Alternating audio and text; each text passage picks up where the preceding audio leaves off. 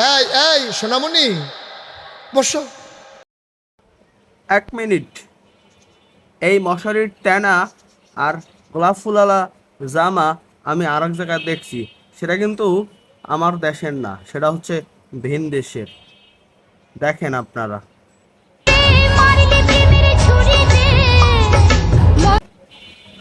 যাই হোক, বিষয়টা হলো যে এই হালার পর হালারে যারা সুধর্ষণ পুরুষ নির্বাচিত করছে, তারা আসলে কি,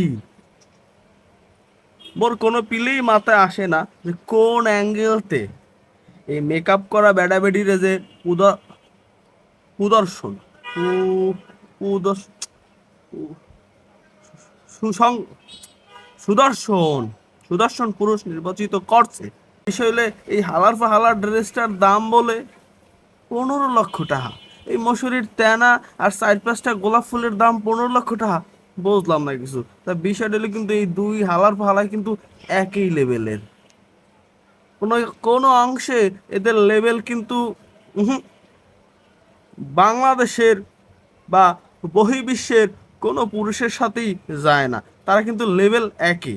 বুঝ জানেন আপনারা? কমেন্ট করেন, কমেন্ট কমেন্ট কমেন্ট।